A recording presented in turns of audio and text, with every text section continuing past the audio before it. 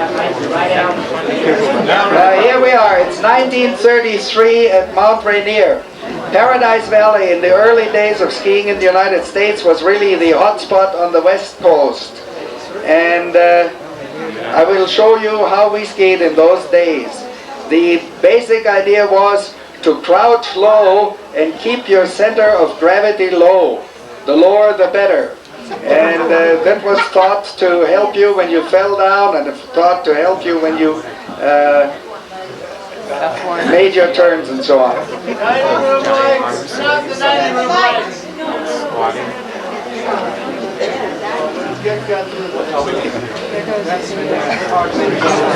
Give a look and see.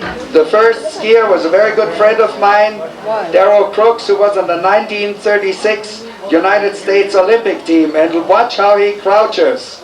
That was the way we shushed in those days, back in 1933. Didn't take much to put you on your rear end.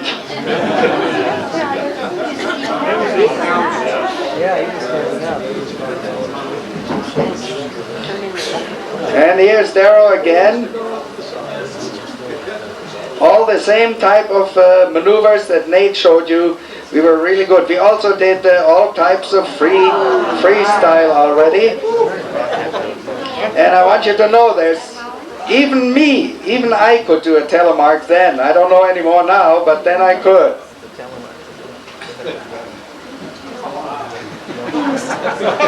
In breakfast.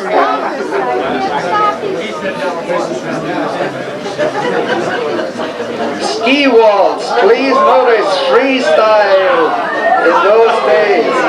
Hot dogging. And even this.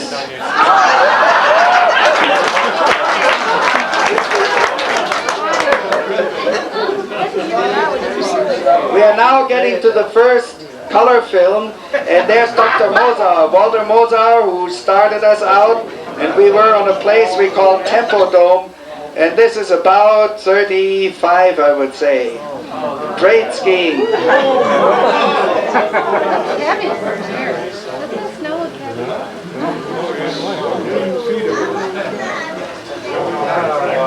I think there's my hat, the one I brought along today. But hats were always a very difficult thing when you skied, and they had a life of their own.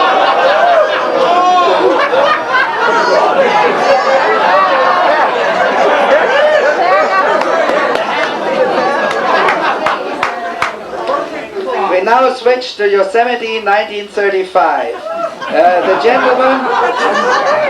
The gentleman on the left right now is the gentleman who discovered Sun Valley. He was sent around, he was an Austrian count who was sent around by Mr. Harriman to find a good place for the Union Pacific to start a ski resort. The other gentleman who's looking at the camera right now is Hannes Schroll. And Hannes Schroll was the first man we saw who brought us a new technique. Standing up, leaning forward, and the way he crooks his arms and everything, you'll immediately see that that is where Bud Halley got his technique from. Oh, no. Here's the guy on the right. Ah, there you go. Cameraman shadow. You notice a difference. We're standing up, and then here's Hannes.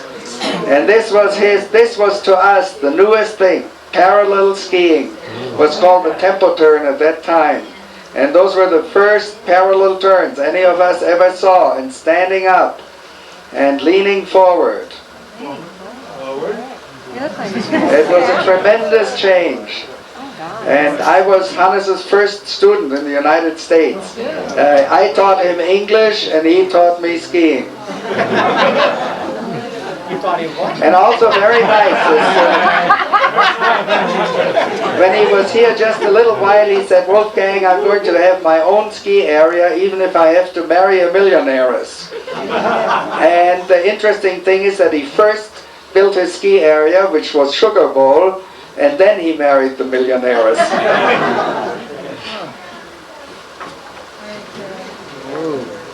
But you see a completely different style of skiing, and he and Otto Steiner, who taught us skiing here at Mount Baldy, were the two men who brought more modern ski technique to us. Bud? Helly? You see yourself? No, your arms like that? Yeah. They're like that? Exactly. Well, honest, he said as University of California skier, you sure lies.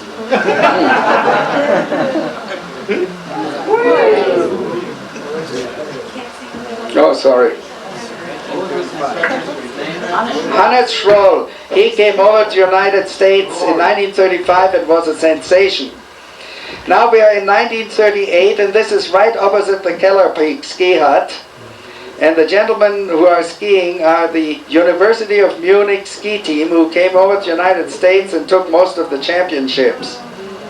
And that was something new for us again.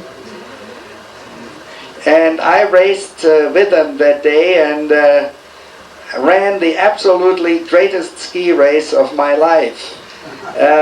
The way the course was laid out, we had it there on the hill, and then at the bottom was the finish line. Right behind it was a little bridge over the creek, and right behind that you had to go up a little hill and there was the outhouse. And I started a tremendous attack of amoebic dysentery that weekend. And I've never raced this fast again in my life. I went through the finish line, over the bridge and into the outhouse in one quick motion. I beat all but one of the champions from Munich.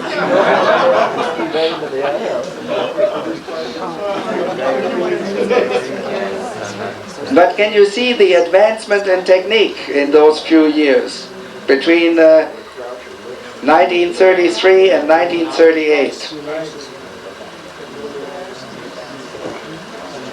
A lot of these guys you would have trouble keeping up with today.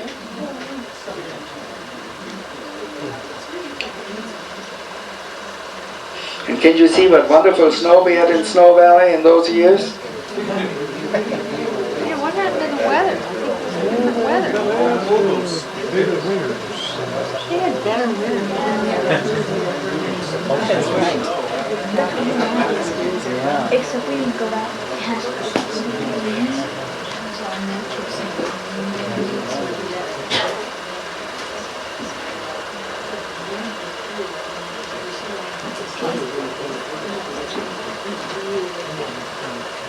Got to remember, these people are skiing with leather, soft leather boots, with 215 centimeter wooden skis.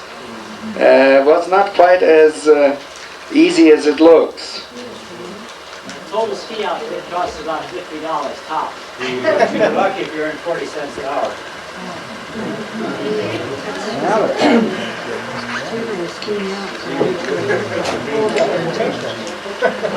Right, well, so what are you complaining about?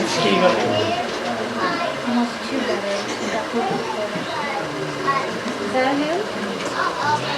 Okay, while we rewind this film, I'll tell you a little lights. Oh, this is very professional. You notice?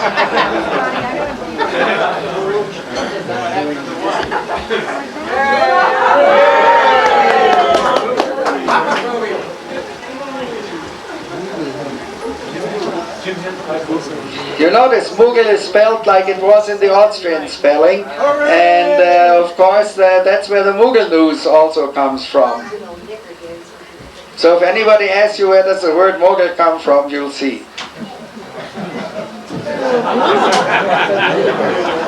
Underwear for ladies. Years ago was all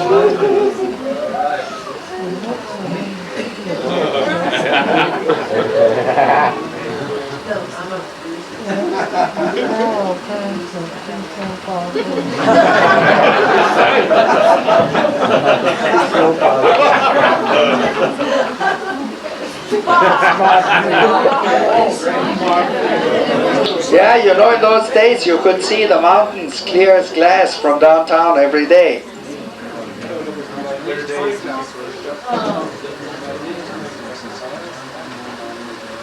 And this was mostly string skiing when we filmed this.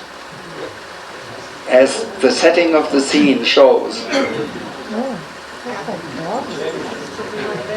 This was my great pride and joy, my 1936 model car, a terraplane. And with it is my 1936 model girlfriend.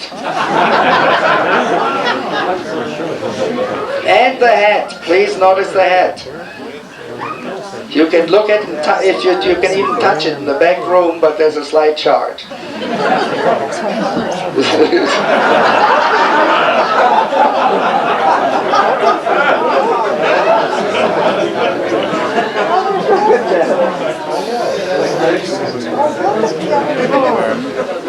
Oh, the door's open. Yeah, remember, there was no frozen orange juice in those days. So we got hot orange juice.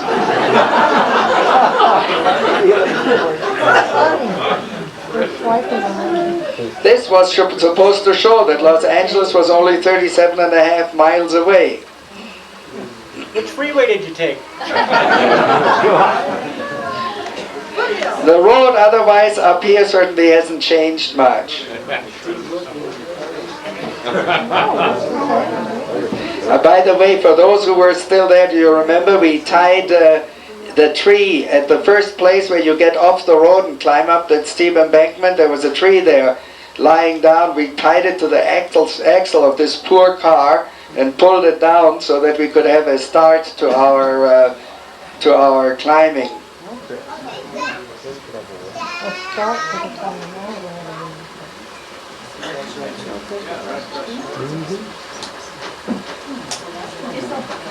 37 on the plate. See? 37 on your license plate. It says, huh? Yeah. Okay, then it's 37.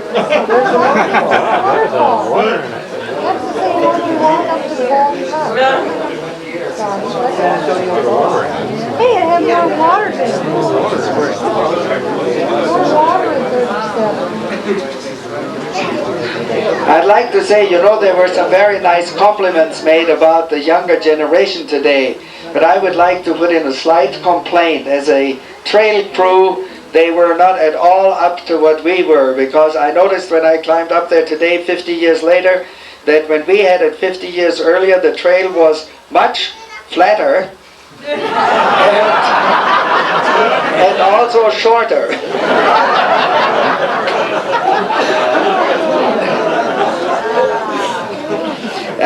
The most interesting things you could see on these trails were the various constructions we used to carry long boards up to where we were building the hut. Everybody had his own system, and my God, they were just fabulous. And great scientific developments, which you probably see today in famous bridges and skyscrapers and so on. The hut was built just the year before with George Bounds, the greatest slave driver of this area, beating us into it.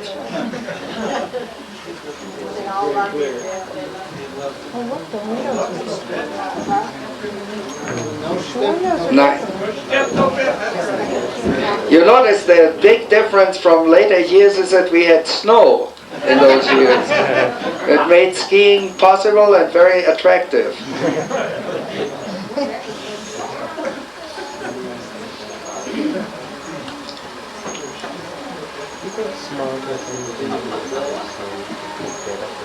Oh, very fun. I think you just have dry ears and water. Please notice the actor in the front who's here tonight. Sure. Britain, all these famous people.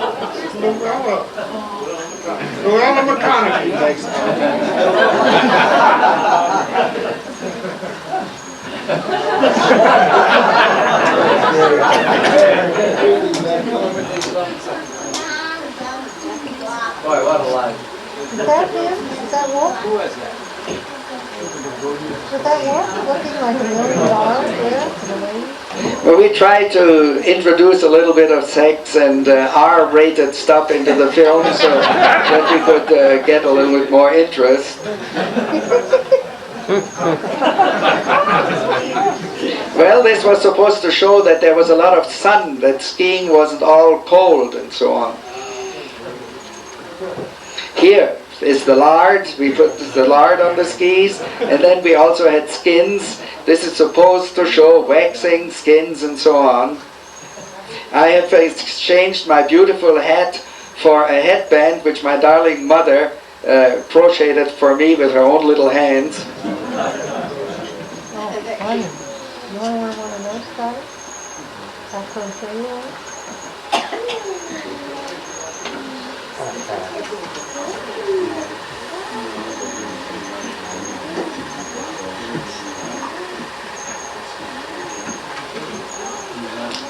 Who asked me about the bindings? You see, we showed cable bindings had already been done. Also, we also had steel edges. When steel edges first came in, I remember everybody said that beginners couldn't use them because they'd cut off their legs with them.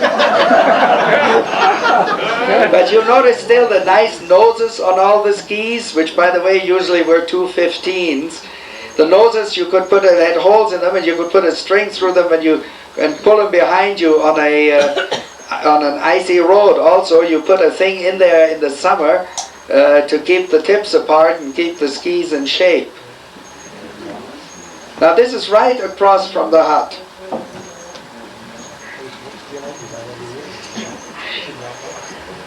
And look how vigorous and so on. Here is Glenn and Dick and all these vigorous people, young and full of gung-ho there.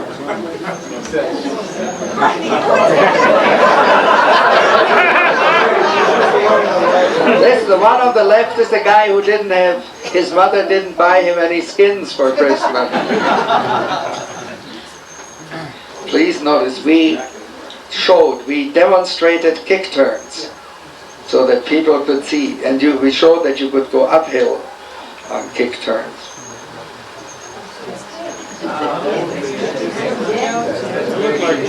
Mary Jane.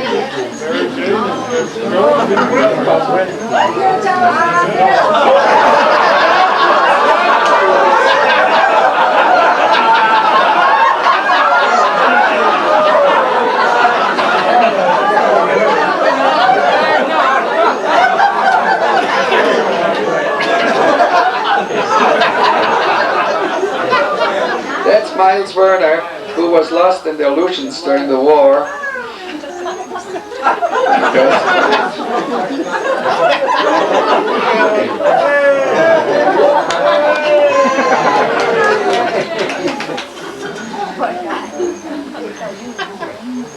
There was a certain amount of trickery involved in all this chase stuff, you know. It doesn't just go so smoothly, you know. And look what beautiful spring snow we had.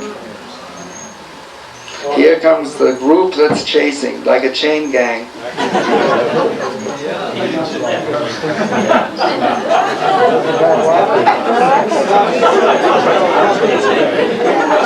And it's a steep place. You remember? Da da da da.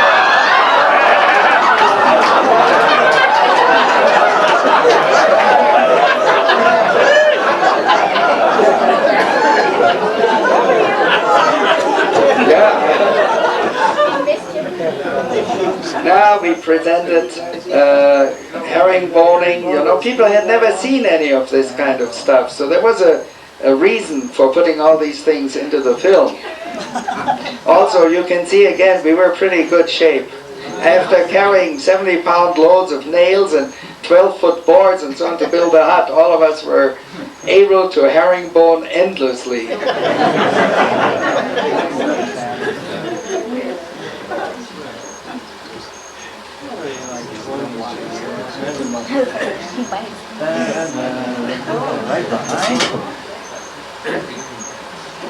Miles was the leader of the pack because whenever we went, usually had one car together, so whenever I was there and the camera was there, Miles was there.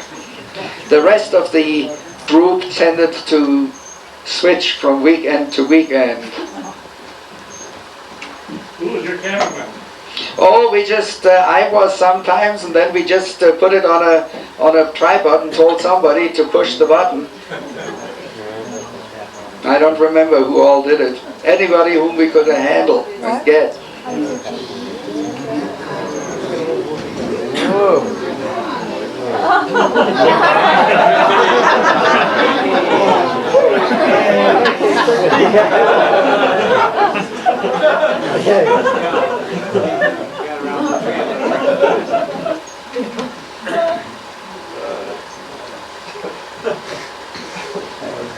You know, people today think that we all skied with 12-foot skis and a single big 8-foot pole that 50 years ago, but that's not true.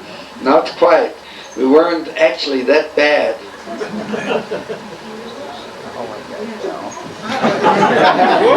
Well, there are always a few little unexpected obstacles.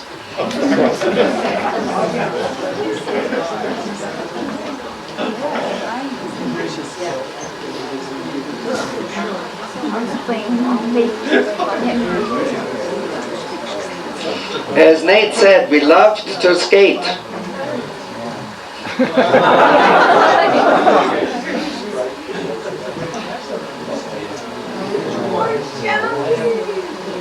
That's right at the top of the big hill there, opposite the ski hut.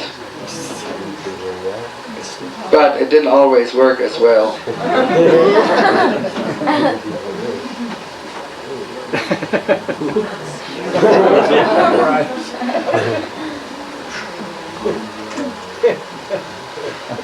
No, you can do that.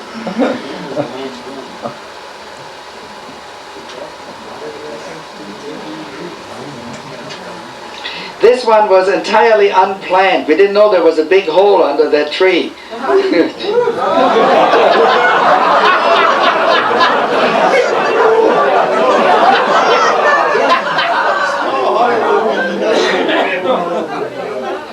Bob served as a comedy relief for this movie. He did very good in his new knickers.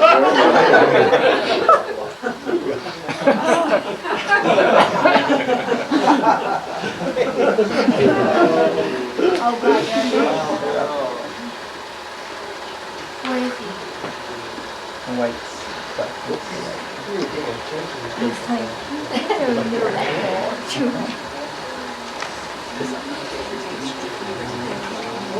Now this is the Mughal with the Mughal hoop.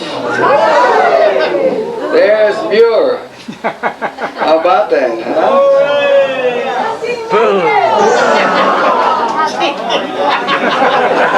Here's Glenn. That is very good. We all got a big thrill out of that, I tell you.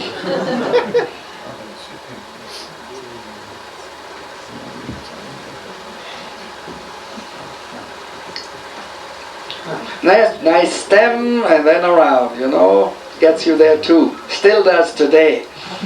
Don't worry. You don't always have to be so beautiful and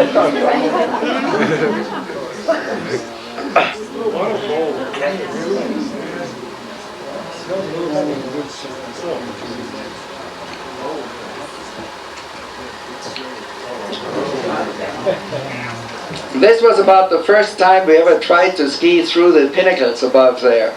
And all of us were scared to death trying it, but we did it anyway, just because to be in the film, you know, it was.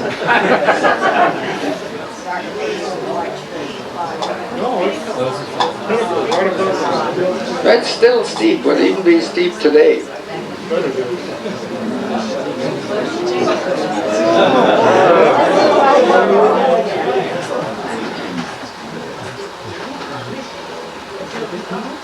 Here comes fearless Miles Werner.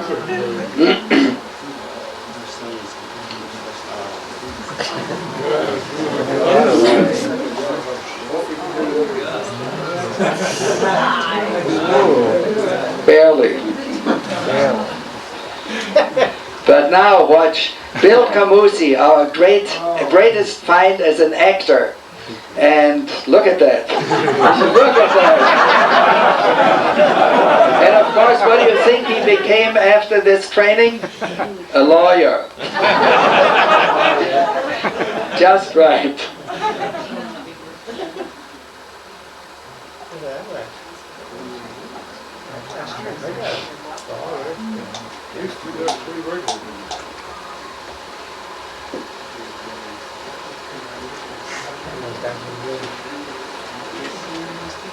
I want you to watch very closely here, please. I'm in the front, and I'm going to show you a perfect non-stem parallel turn.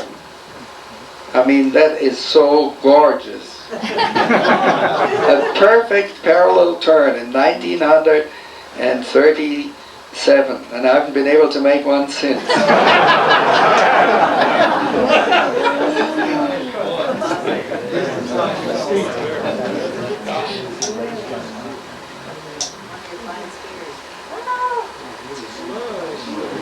You almost got me.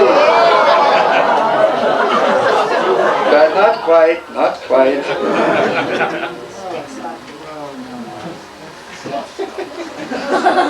Get away.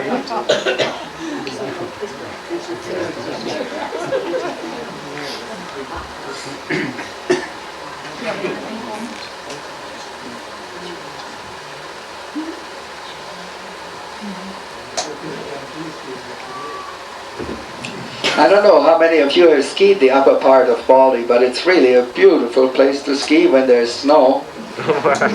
Like this. Good spring snow. We used to ski in that big bowl until May sometimes.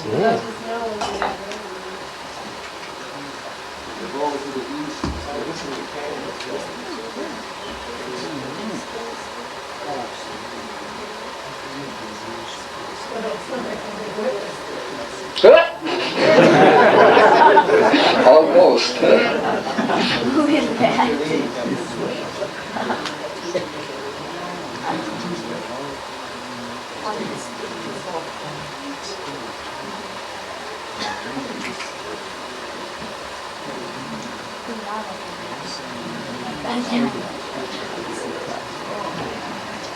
Here are still some remnants of the low crouch, but not much anymore.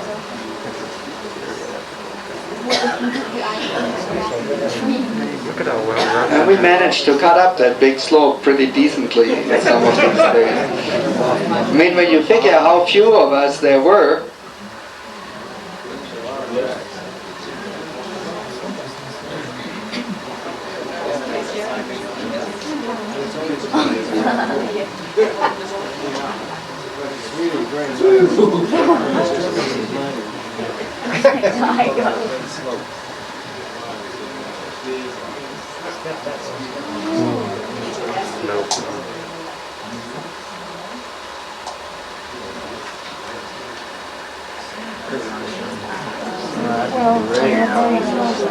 Oh boy, that's pretty.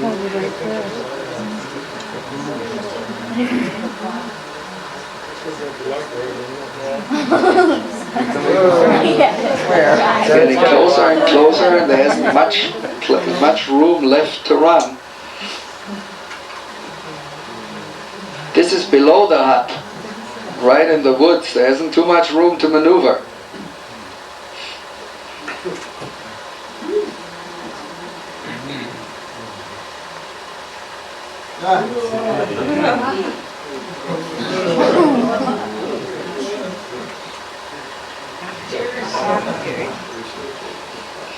Don't think I wasn't scared trying this little maneuver.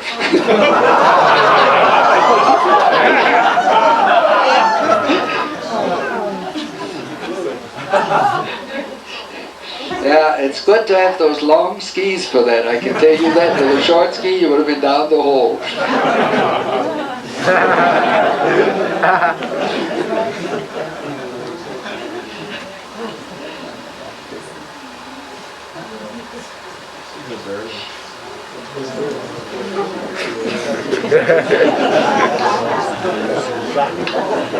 That's nice. You feel sorry for me. That's good. Yeah, it's a little late now.